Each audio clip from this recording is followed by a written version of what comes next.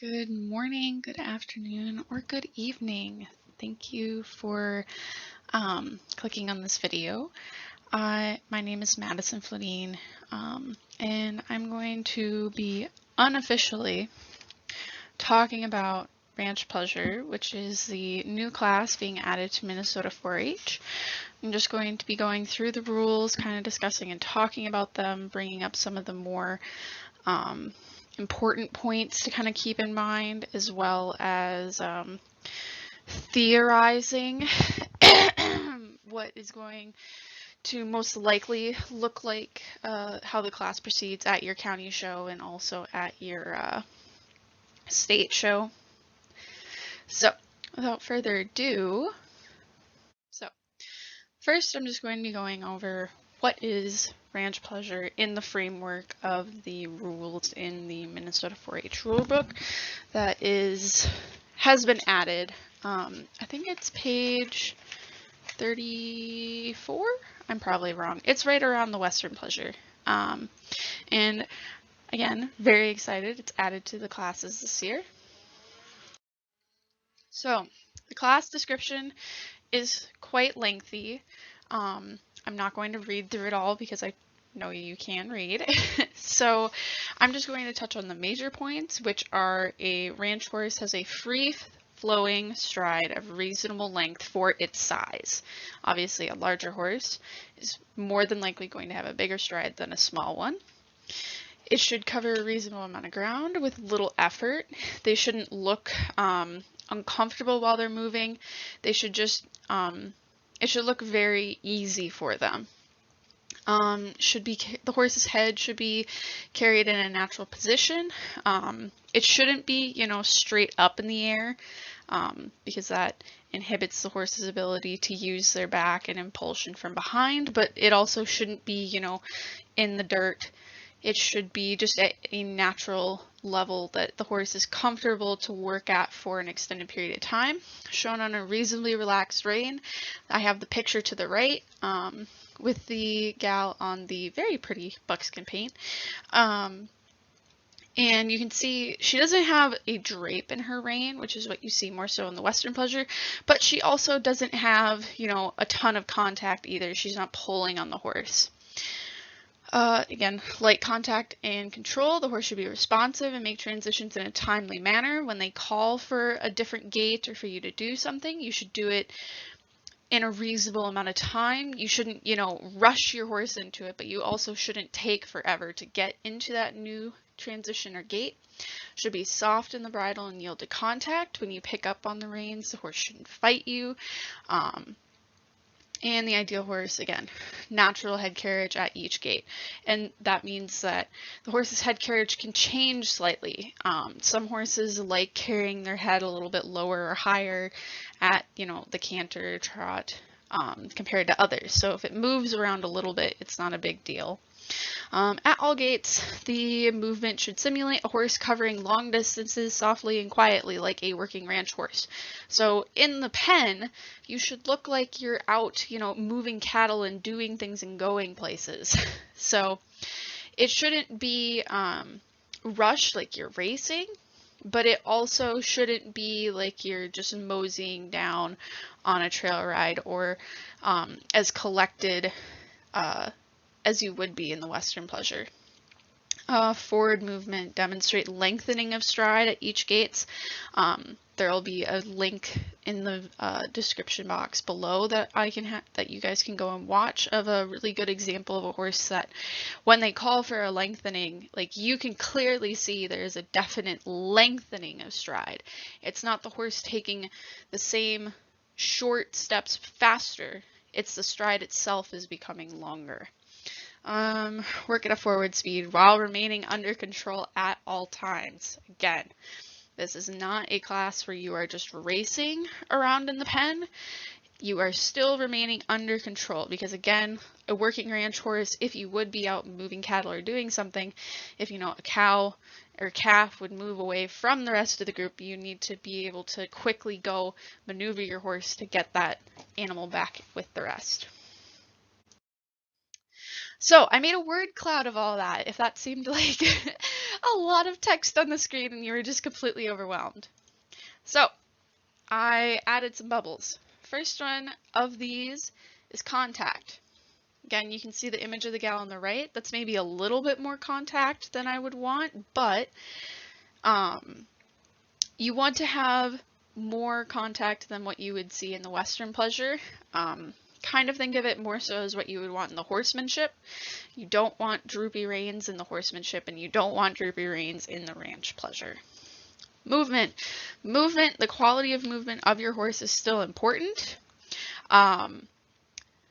For the ranch pleasure, you want them to look like they are smooth and easy to ride, and that leads into control, the last one.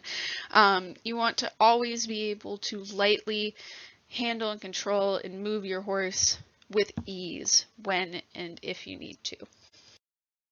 So the class routine, basically figure this is going to be extremely similar to how the Western pleasure and the hunter under saddle or English pleasure is run, in that you're going to be going around on the rail for the most part. The only difference is that there's going to be an extended jog, trot, and a extended lope / canter that can be asked for. You can be asked to stop at any gait except the extended lope, which is the same as the other classes. To reverse will be either towards or away from the rail. You can be asked to reverse at the walk or the trot. Walk and trot, free moving. Don't have a short strided motion. The rider is to sit at the normal trot jog. For the extended trot, you can sit, you can 2-point or post at the extended trot. So posting, just like in the English classes, you can post, preferably rise and fall with the leg on the wall, or 2-pointing. Touching or holding the saddle horn is also acceptable at the extended trot. So if you want a 2-point, you can see kind of faded in the background image. The young lady has her hand on the saddle horn here, and her other hand, her rein hand is up here, but her hand is on the horn while she's standing at the trot here. So you can touch the saddle horn during the extended trot. When they call for you to come back down to, the normal trot or the walk or to go up into the lope, I would definitely remove your hand from the horn before you ask your horse to change gait. The lope is a 3-beat gait performed in the proper lead, showing good use of the hindquarters. Okay, cool. The horse's expression should be alert and mannerly without the appearance of being dull, sullen, lethargic, drawn, or overly tired. Maximum credit is given to a flowing, balanced, and willing horse that gives the appearance of being fit, alert, and a pleasure to ride. So, again, something that, is comfortable to ride. You can easily, get it to do things. You can easily get it to step up into a faster gait or come back down and stop back without you really, having to do that much, or at least look like you're doing that much. Okay, so scoring procedure. This is just going through each of the gaits individually. So the walk is a natural flat-footed 4-beat gait. It's rhythmic and ground covering. At all gaits, the horse should display a level or slightly above level top line with a bright, attentive expression. So, your horse should look like he's going somewhere, but he's not, rushing, and you're not pushing him forward fast into the walk.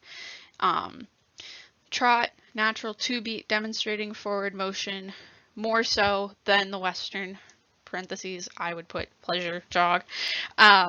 Again, this ranch trot is going to be bigger than a Western pleasure, but not as big as if you're posting in the hunt seat, the English.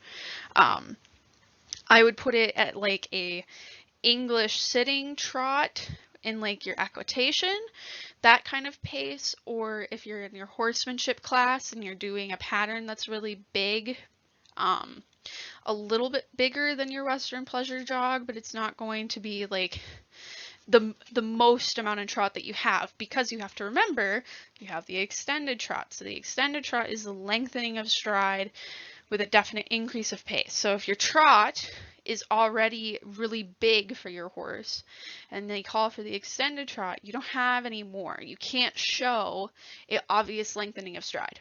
So just keep that in mind when you're practicing at home.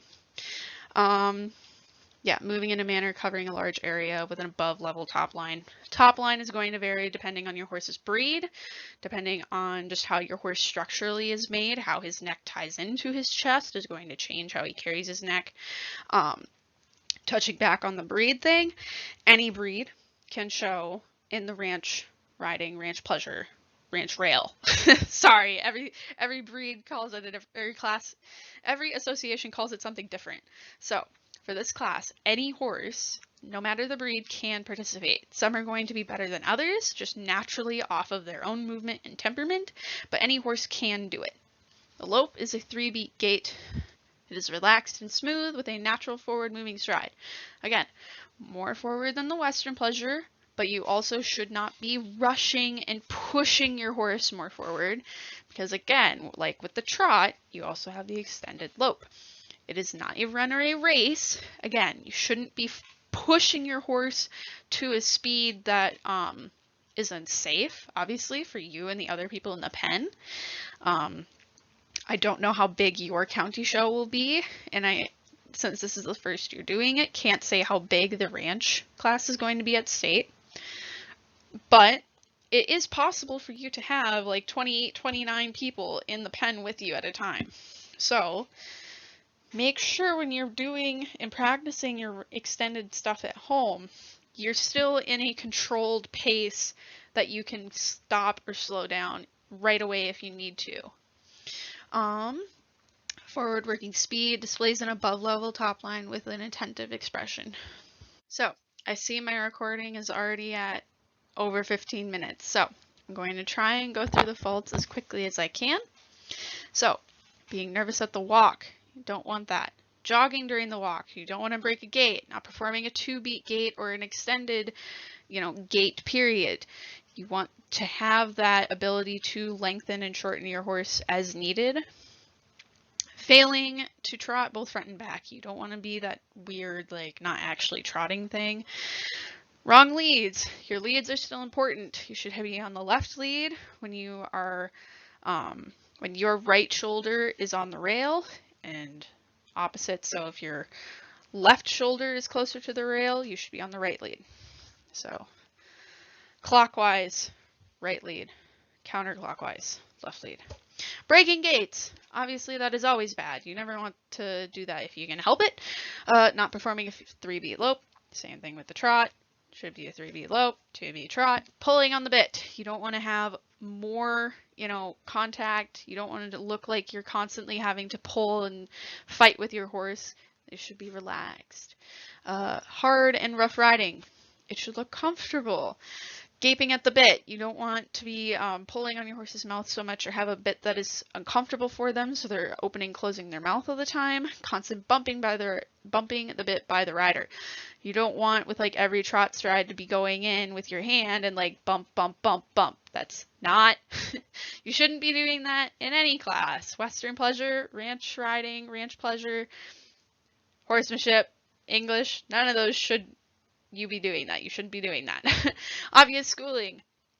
Again, schooling, overly correcting your horse, stopping and backing them in the middle of the ring. I've had that happen at shows before. It's very hard if you're trying to show around someone else doing that, if they suddenly stop and school their horse in front of you. Not backing. You need to be able to back your horse. Obviously, for safety reasons, if your horse rears, that is a fault, a pretty major one. Inconsistent gaits. If your horse is constantly slowing up and speeding down, even when you're within, a normal jog or trot, if they're, going really, really slow and then they're speeding up again, and normally that inconsistency is because they don't have the muscle built up from enough consistent practiced riding, keeping them in the same pace with you, the rider, keeping them at that gait. Fully draped reins. You don't want to have draped reins because you're going to be asked to show these extended gaits, and to control your horse and be able to step up into those gaits faster or come back down, you need to have the ability to have contact if you want to with your reins, and an inappropriate speed, either too fast or too slow. Tack and attire. So in general, refer to the Western tack and attire section in the rulebook. Western attire must be worn with a helmet, a approved helmet that is properly sized to your head, and the buckles and everything are adjusted to you properly. If you have questions, ask someone in your county that knows more about that, and they can help you. A long sleeve shirt with a collar and either buttons, I personally prefer zippers, or snap front. Western boots, personally I prefer square-toed, but any Western boot with a heel is fine. A belt, and jeans, preferably clean jeans that don't have any stains, rips, or holes in them. Attire, you can wear chinks, or I would also include chaps as being an option, because it is allowed for Western tack and attire. I have a picture on, I think, the next slide showing the difference between them. Equipment. Equipment with silver should not count over good working equipment. You can use whatever saddle or attire, like, tack you have. Like, if you just have your day-to-day working attire, like, tack, and that's all you have, that's totally fine. That's fine for any class. Your equipment shouldn't carry weight over how you place in the class, as long as it fits you and your horse properly, and it's safe and clean. Excessive silver on bridles and saddles is discouraged. A breast collar and rear cinch are suggested. Obviously, if you don't have them and your saddle and everything stays where they should be, don't feel like you have to go out and buy one. If you want to have a breast collar and a back cinch, you can. I would definitely ask someone about sizing with that. I can't really give any opinions or feedback because I've never owned or used a breast collar or a back cinch. Just make sure if you are using a back cinch, though, that you have one of those keepers. And I have a picture I can point out to keep your front and back cinch together, because the last thing you want is your back cinch to go back into your horse's flank and then they'll start bucking and it's not going to be fun. So, tail extensions, mechanical hackamores, draw reins, tie downs, martingales, cavesson nosebands, crops, bats, whips, and roping reins are prohibited. So, of those, probably know what most of those are. Tie downs, you'll see sometimes in the games, don't want those. Draw reins, sometimes for the Western pleasure, people will use those. So roping reins are just like your fully single reins that they use in barrels. That's what roping reins are. I had to Google it because I was like, what's a roping rein? So basically you can use split reins for the ranch riding, or you can use rommel reins. Yours. Trimming inside ears is discouraged. You can probably clean up the outside if they have really hairy ears. Trimming the bridle path is allowed. I personally would do that anyway because it makes your bridle fit and be more comfortable on your horse. Looks nicer. And trimming the fetlocks or excessively long facial hair is also allowed. Obviously, if you're doing showmanship, you're going to be trimming pretty much all these places anyway. Hoof black bands and braids are discouraged but will not be penalized. So if you are showing in this class and the horsemanship, you don't have to remove your bands or braids, or if you're showing English, you don't have to remove those. And if you were just in the showmanship or trail or something that day, you don't have to rub or wash the black hoof polish off your horse. Don't worry about it. If you don't have it, don't worry about it either. So here I have, let me get my little laser. Here on the left we have an example of a lady using split reins and chinks. Chinks are essentially chaps or shaps. I've been told that it's pronounced shap and not chap, but I've just always called them chaps. Anyway, chinks typically stop a little bit past your knee, so they're essentially the same as your chaps but shorter. They come in a bunch of different colors. I would probably just stick with like a neutral or like a black or something, just for the sake of it going with more things and also resale value if you decide to sell them. And the gal here on the right has Rommel reins. I have never shown in Rommel reins. If you want to show in them, I would talk with someone who has more experience in them on how to hold them and how to properly use them. And chaps are longer. You typically want the bottom of your chaps to go about an inch past the heel of your boot. Obviously, if your youth is still growing a lot, it's hard to have chaps that fit correctly. But ideally, that's the length you want. Suggestions of me, myself, and I, you don't have to do this, but I would suggest at least having just a plain button or zip up shirt. Both of these gals have that. The one on the left also has a vest. Jeans. The gal on the left, you can see she's wearing jeans, and I think the gal on the right is too under her chaps, or you can have show pants if you have them, chinks or chaps. Again, you don't have to use those. You can just wear nice clean jeans and you're totally fine. Western boots, if you want a vest or a scarf. Both of these ladies have scarves on. And obviously, you cannot ride in any 4-H sanctioned event without a helmet. Pretty much all the pictures I have people wearing hats. But for 4-H youth, I always recommend you should always be wearing a helmet. Equipment for your horse, Western saddles, a bridle with split or Rommel reins, a bit that follows the Western performance rules. So depending on your horse's age, that changes what type of bit they need. There's a lot of things there. If you have questions, talk with someone in your county, ask a judge. They're more than happy to help you answer questions. And a breast collar or a back cinch. Again, going back to the back cinch thing, this is your normal cinch. This is your back cinch. And you can see this gal right here, there's this little bit and like a clip that attaches to your front cinch. You cannot use a back cinch if you do not have this keeper here, because what can happen, especially if this is really loose, is it can slide back here. And I don't know if you've seen like rodeo, like bulls or rodeo horses, they specifically have a tied rope back here, and it's there for a reason. So you don't want anything to get back into your horse's flank, because that can cause them to buck and it's not fun. And again, depending on the horse, changes how you want to have your breast collar sit on them. Okay, so what is the difference between ranch rail pleasure, Western ranch rail, whatever you want to call it, and Western pleasure?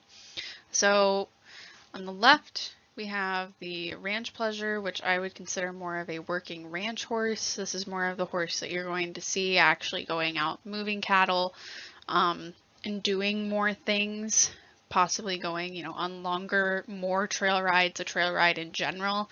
They're a little bit more forward and go with little restraint. So forward, that doesn't mean, they're unruly and you're not able to handle them. It just means that they are a more forward horse that maybe likes to work and go and do their job a lot.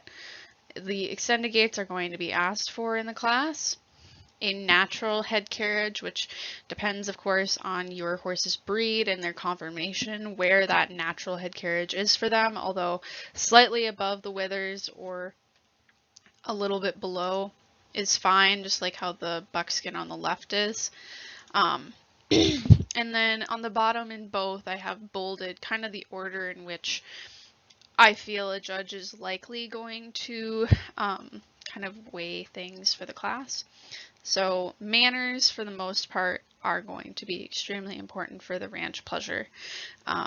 Being able to have your horse perform the changes in gaits and do so in a manner that is correct is going to be scored it's going to be very important. Not that it's not for the Western pleasure or the other rail classes, but even more so because the idea behind the ranch pleasure is that you're a working ranch horse that's going to be around other horses or cattle a lot, moving them. So you need to be able to have a horse with good manners, responsiveness, how quickly they're able to perform and do things, again, in a correct, mannerly way. And lastly, quality of movement. Obviously, you don't want your horse to be unsound or, sore, because obviously a working horse that's not sound is not going to be able to work and do their job. For the Western Pleasure, I would consider these more of a show horse rather than a working horse.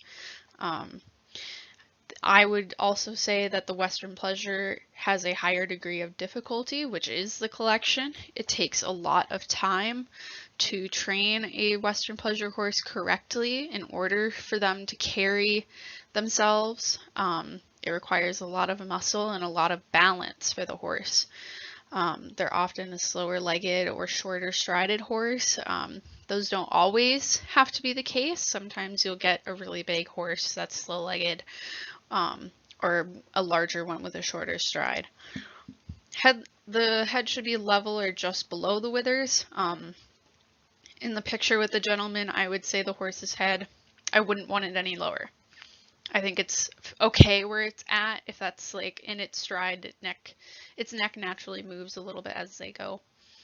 But I wouldn't want the head to be any lower. And then quality of movement is a really important part of the Western Pleasure, followed by manners, and then degree of difficulty, which degree of difficulty I would consider how, little do you have to adjust and move the horse to get them to do the maneuvers. So if you're riding on a very loose rein and you don't need to move your hand, that's a higher degree of difficulty than if you're riding with extremely short reins and doing a lot to help the horse. Both of which, though, are going to be rail classes in which you walk, trot / jog, lope, stop and back, and use in essence the exact same type of equipment. Bare bones, you need a Western saddle, a Western saddle pad, a bridle, and reins. That's really for your horse, that's all you really need. You don't need a fancy saddle with silver or bridle with silver. You don't need a fancy show pad. Those are just if you would like to. Okay, so I tried putting in like these actual videos that I want. So unless I can manage to edit it after the fact, I don't think this video is going to have these in here, because whenever I try and like insert them here or like record it and then put it into this, the quality is just absolutely terrible. Like you really can't see anything. So I'm going to put links for both of these in the description box. There'll be a little like drop down thing, or it says see more, and you can actually find those links. And both of these I feel are really good examples for their respective disciplines. The left, the young lady on the Palomino, is actually at a show. On the right, it's a sale video for this horse, but I think it's as far as the movement of the horse, and if it was in a class, I think it would do very well. As far as going back to the ranch thing, the gal on the Palomino, she does a absolutely exceptional job of performing her extended gaits. Obviously, this horse is extremely well trained, and when she asks for it to do its downward transitions, you can see it comes back to her right away. And she's also not in a pen with a lot of horses. I would say, at a 4-H show, you're probably not going to want to push the horse to be quite as extended as she does at this show, just based off of, the size, especially if you're at the state show. I figured there's probably going to be a lot of people, but in the grand scheme of things, I think they're both very good examples of their individual, the Palomino for the ranch classes and the Bay for the Western Pleasure. So I had this dream where a bunch of people were like discussing what ranch pleasure would look like at the county and state show. And I was super tired in this dream. So at the bottom, you can see this is a disclaimer. I may be wrong. I may have, in my dream, I took notes, but it's possible those notes might be wrong in my dream. So, disclaimer, this might be wrong, but at your county show, I would expect Ranch Pleasure to be run as its own, it needs to be run as its own class. It's not the same as Western Pleasure. You cannot run Western Pleasure horses in the same pen as your Ranch Pleasure horses because you're judging them off of two completely different standards on what you're looking for. And when you watch those videos I sent, you'll see that right away. But they're run in a very similar manner. You know, you'll come in at probably the walk or the trot jog, and, you know, they'll just have you go around, reverse, stopping back on the rail more than likely, or in lineup. You know, very similar if you've shown in the Western Pleasure to how it's run. It'll probably be run at your county in the normal grade splits. Obviously, if you only have like 3 people in 6 through 9 and 1 in 10 plus or vice versa for your county, if it's really small or not a lot of people want to try the new class, which is totally fine, they could combine that and then just judge them separately to help save time, as long as you let the judge know beforehand.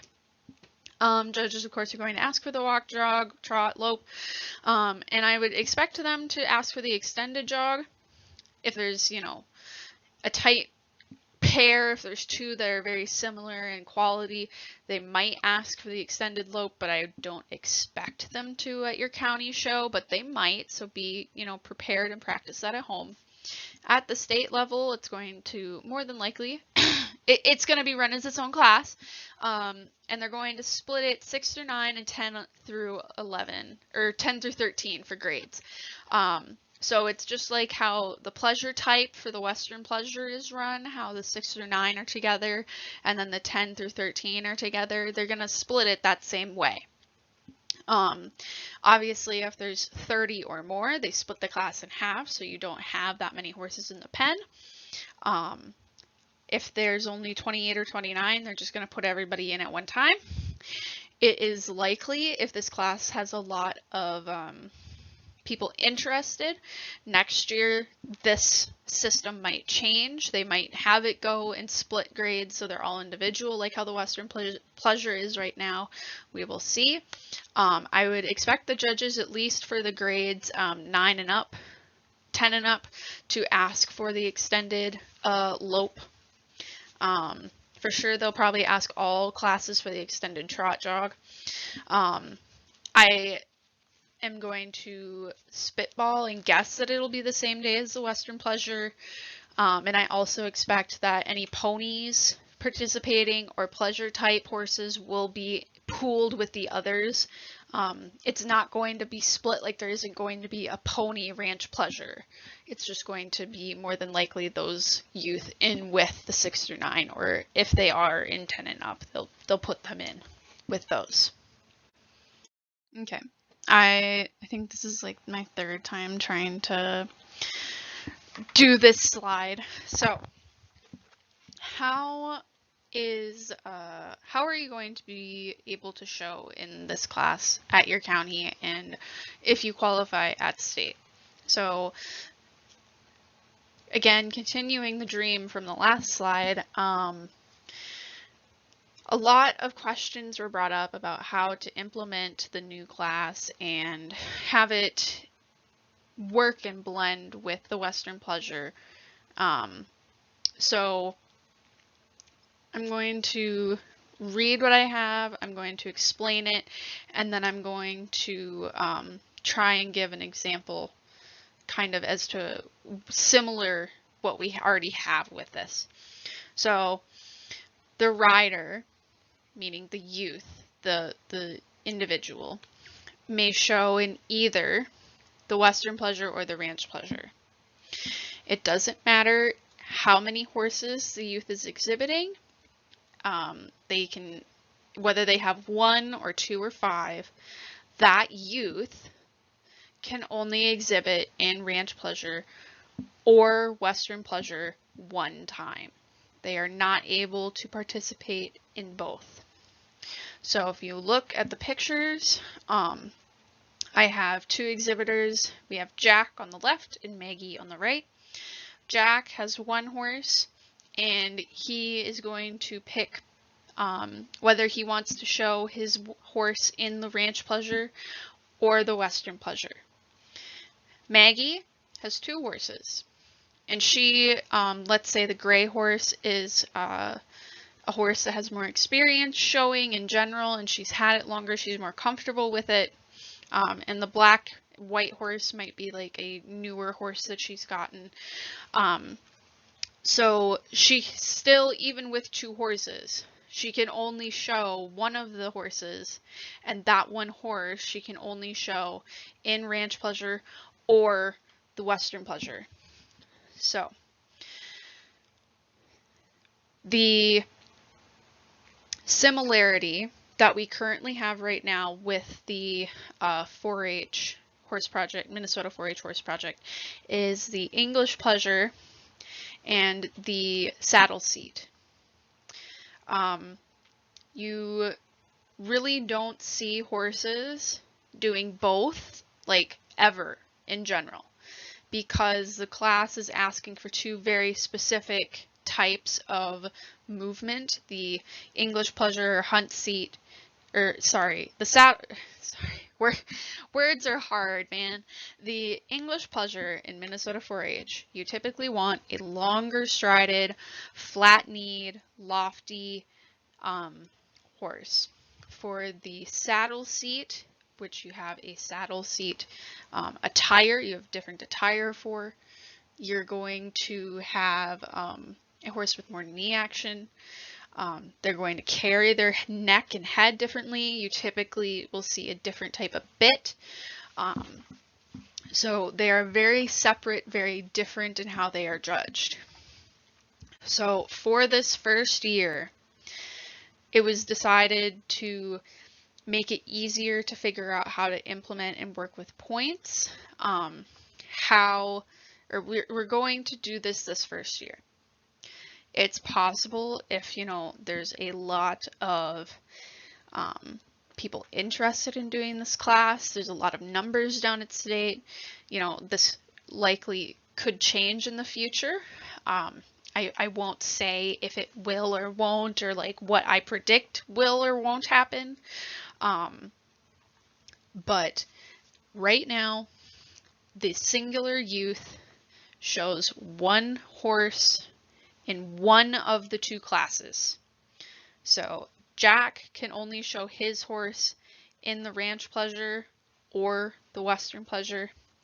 Maggie can only show her A horse in the Ranch Pleasure or the Western Pleasure. She cannot show her B horse in either of them.